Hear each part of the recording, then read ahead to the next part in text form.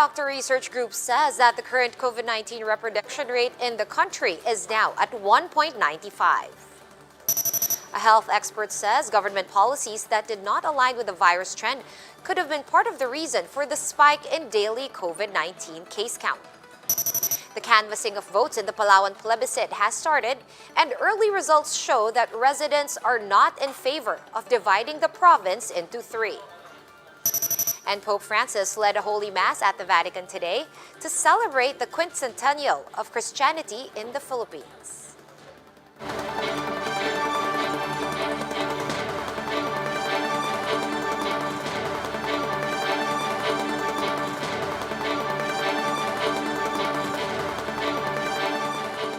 Fast, focused, and fearless. Here's a roundup of stories we're watching now. I'm Sean Yao.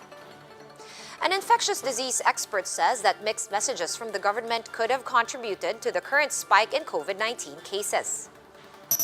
In One News's Town Hall special, Kamusta na ba tayo? Dr. Benjamin Ko says some government policies, such as reopening the economy, did not align with COVID-19 figures and trends at the time.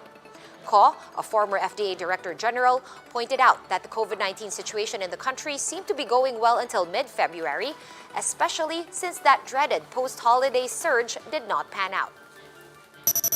It looked like we were going for the gold, but unfortunately the story didn't want to end there. Maybe because we had some mixed messages coming from certain sectors in the government that was not really aligned with the current data that we have. Meanwhile, Dr. Beverly Ho of the Health Department admits that there have been challenges in terms of facilities and manpower. However, Ho says that these lessons have made various sectors less reactive and more collaborative. The health official added that there are now more investments in the health sector, primarily in terms of testing centers and isolation facilities. That we will definitely come out of the pandemic with a stronger health system, not yet obviously as perfect as what we will see in other countries, but significantly better than when we had it early 2020. And the fresh spike in cases yesterday has several sectors asking, are we going back to ECQ? OCTA Research Fellow and Professor Gov't says our current reproduction rate is now at 1.95, a quick jump from Friday's 1.8. Because of that uptick, a shift back to ECQ status is now back on the table.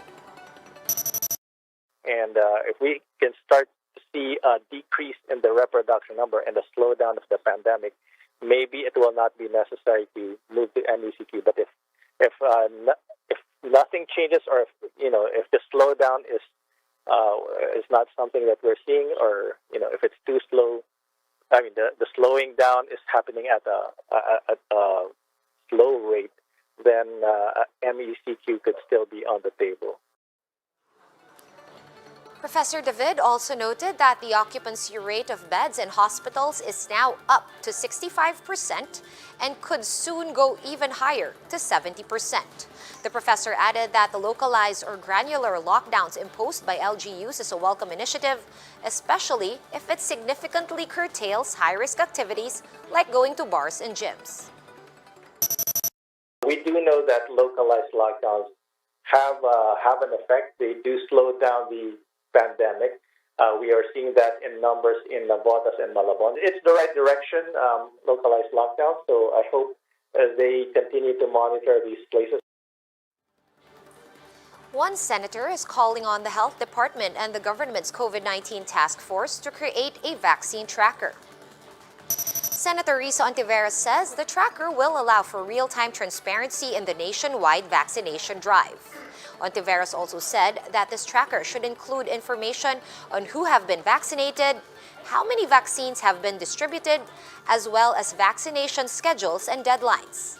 This comes after the government secured another loan amounting to $900 million or over 43 billion pesos for vaccine procurement. And one question on everyone's minds now is, which among the available COVID-19 vaccines is the best for us? Emory University's Carlos Del Rio answers that question on Bloomberg Quick Take. Let's listen in. The best vaccine is the one you can get into your arm.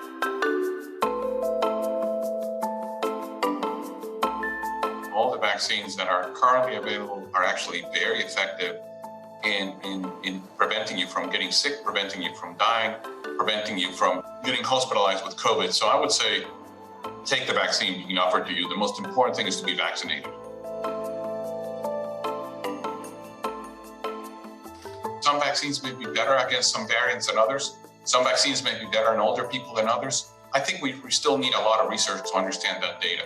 Some vaccines may have longer protection time than others. The research has not ended. Right now, what we have is emergency use authorization.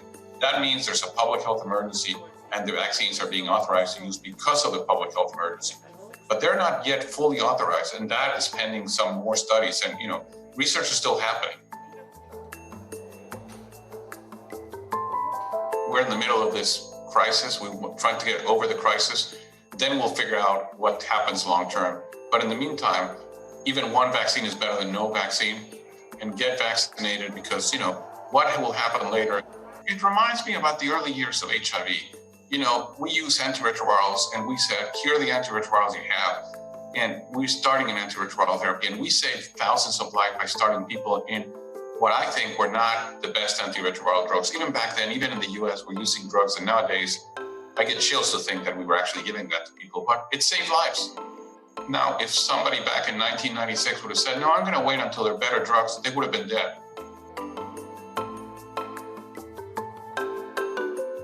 There's a lot of very smart minds working on COVID vaccines. I think we're going to get much better vaccines. I think we're going to be talking in 3 to 5 years about very different vaccines. We'll be back with more stories after this quick break. Keep it here on One News.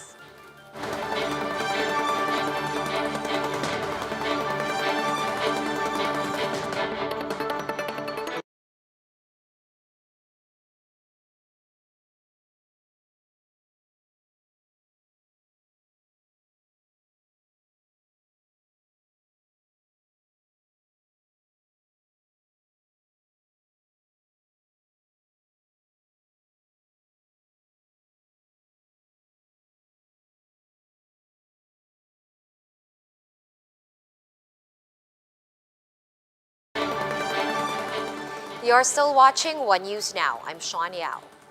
The COMELEC just concluded a plebiscite in Palawan that will decide on whether or not the province should be divided into 3 provinces.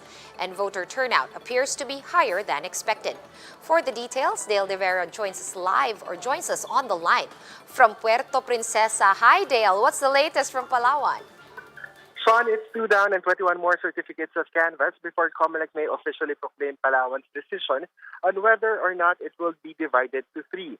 The 2 municipalities showed a strong opposition to the proposal.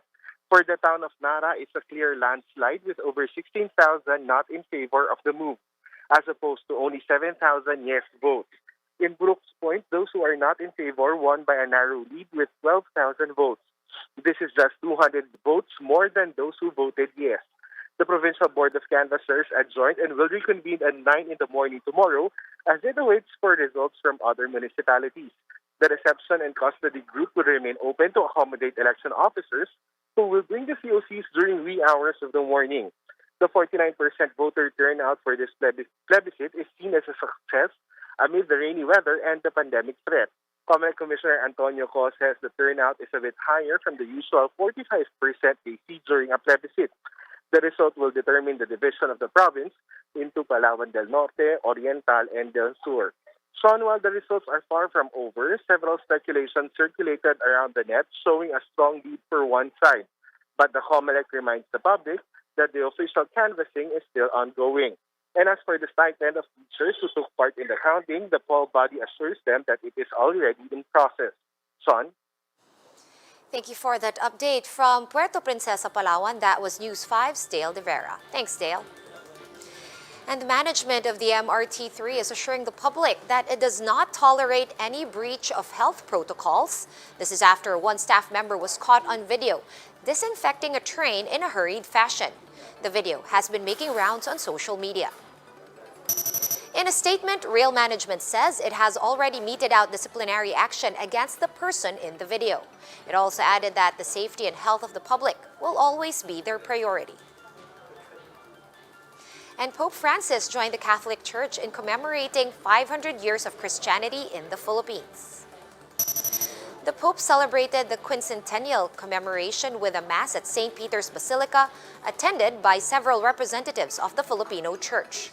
In his homily, the pontiff said, the joy of the gospel in which Filipinos received 500 years ago is still very much evident.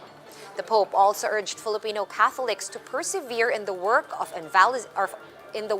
evangelization and to walk courageously along the path of missionary discipleship. Dear brothers and sisters, 500 years have passed since the Christian message first arrived in the Philippines. The Christian proclamation that you have received is something that needs to be constantly brought to others. And in sports, the PBA pushed through with its annual rookie draft, with this year's edition seeing the highest number of drafted prospects in the league's history. The PBA draft kicked off with a special Gilas draft followed by its regular draft. Jordan Heading was the top pick in the Gilas draft, while Joshua Monzon was the first pick in the regular draft.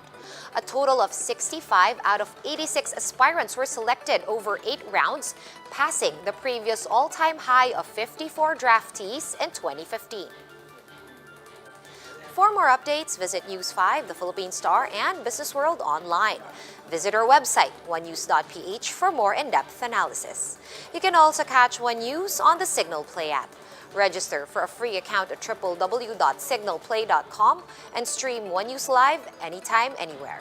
Mask on, wash hands, and stay safe, Philippines. I'm Sean Yao. We are One News.